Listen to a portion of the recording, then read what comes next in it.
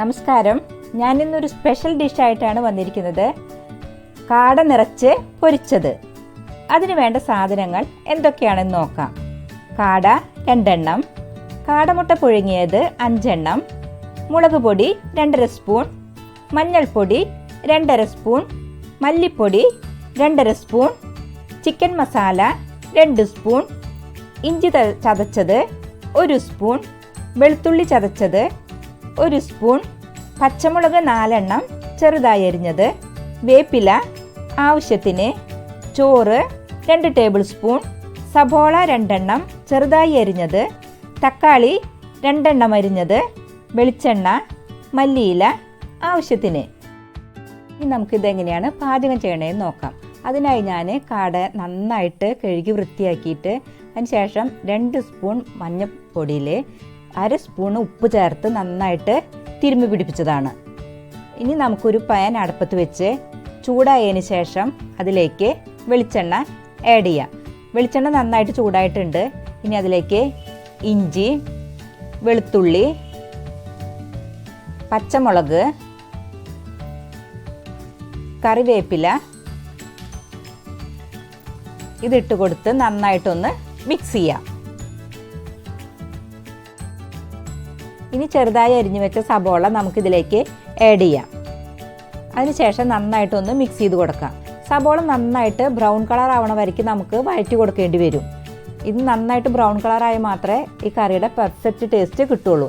നമുക്കിതിലേക്ക് ഉപ്പ് ആഡ് ചെയ്യാം. 1/2 സ്പൂൺ ഉപ്പാണ് ഞാൻ ഇടുന്നത്. ഇനി നന്നായിട്ട് ഇളക്കി കൊടുക്കാം. ഇത് ബ്രൗൺ കളറായി വന്നു തുടങ്ങിയിട്ടുണ്ട്.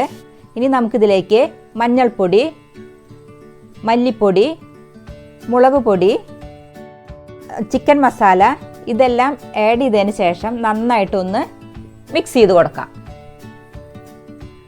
പൊടികളൊക്കെ നല്ല മൂത്ത് മണം വരുന്നുണ്ട്. നമുക്ക് ഈ നേരത്ത് ഇതിലേക്ക് തക്കാളി ആഡ് ചെയ്യാം. തക്കാളി നന്നായിട്ടൊന്ന് മിക്സ് ചെയ്ത് കൊടുക്കണം. അത് നന്നായിട്ട് വഴണ്ടി വരാൻ വേണ്ടിയിട്ട് നമുക്ക് 5 മിനിറ്റ് നേരം ഒന്ന് മൂടി വെച്ച് വേവിക്കാം.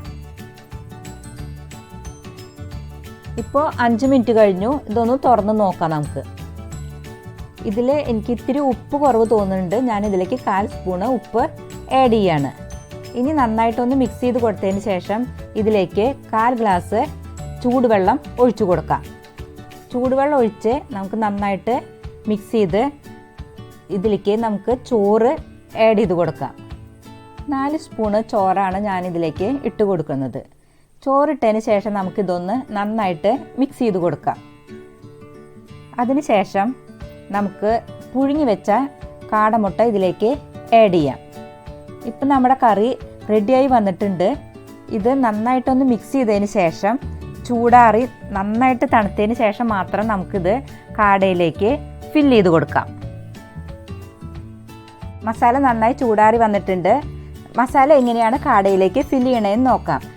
കാടയിലേക്ക് മസാല ഫില്ല് ചെയ്ത് കഴിഞ്ഞാൽ ഇത് പുറത്ത് വരാതിരിക്കാൻ ഇതൊന്ന് സ്റ്റിച്ച് ചെയ്യേണ്ട ആവശ്യമുണ്ട്. അതിനായിട്ട് ഞാൻ ഈർക്കിളിയാണ് ഉപയോഗിക്കുന്നത്. ഈർക്കിളി ഇല്ലാത്തവർക്ക് ടൂത്ത് പിക്ക് ഉപയോഗിക്കാവുന്നതാണ്. ഇനി നമുക്ക് കാട എടുത്തതിന് ശേഷം അതിൻ്റെ ഉൾഭാഗത്തേക്ക് നന്നായിട്ട് മസാല നിറച്ച് കൊടുക്കണം. അതിനായി ഒരു സ്പൂൺ എടുത്തിട്ട് കുറേശ്ശെ മസാല നമുക്ക് അതിലേക്ക് ആഡ് ചെയ്ത് കൊടുക്കാം.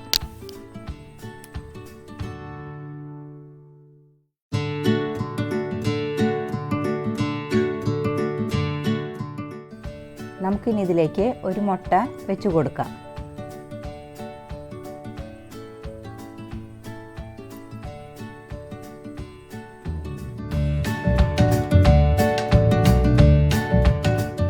ഫില്ലിംഗ് ഒക്കെ കഴിഞ്ഞിട്ടുണ്ട്. നമുക്കിനി ഇത് പുറത്തേക്ക് വരാതിരിക്കാനായിട്ട് ഈർക്കിൽ ഉപയോഗിച്ചിട്ട് ഒന്ന് സ്റ്റിച്ച് ചെയ്യാം.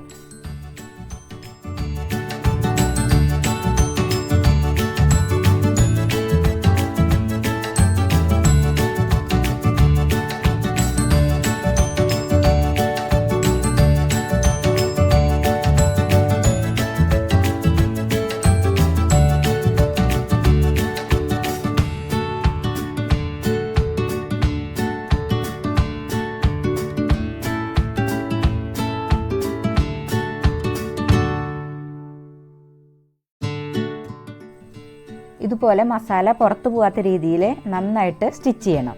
ഇനി നമുക്കിത് മാറ്റി വയ്ക്കാം.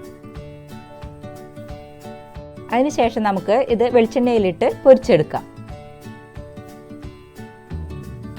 വെളിച്ചെണ്ണ നന്നായി ചൂടായിട്ടുണ്ട്. നമുക്കിതിലേക്ക് ഓരോന്നിട്ട് നന്നായിട്ട് പൊരിച്ചെടുക്കാം.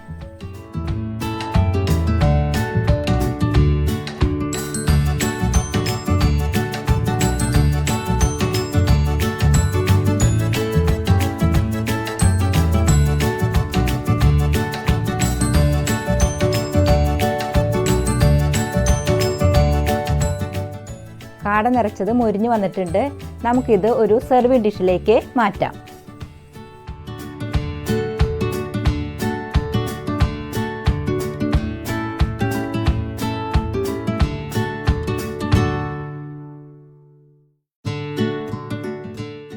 അങ്ങനെ സ്വാദിഷ്ടമായ കാട നിറച്ച് പൊരിച്ചത് റെഡി ആയിട്ടുണ്ട്.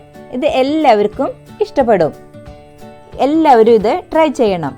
ഇഷ്ടപ്പെടുമ്പോൾ സബ്സ്ക്രൈബ് ചെയ്യണം, ലൈക്ക് ചെയ്യണം. നിങ്ങൾക്ക് ഇതുമായി ബന്ധപ്പെട്ട എല്ലാ സംശയങ്ങൾക്കും അഭിപ്രായങ്ങൾക്കും താഴെ കമൻറ്റ് ചെയ്യാവുന്നതാണ്.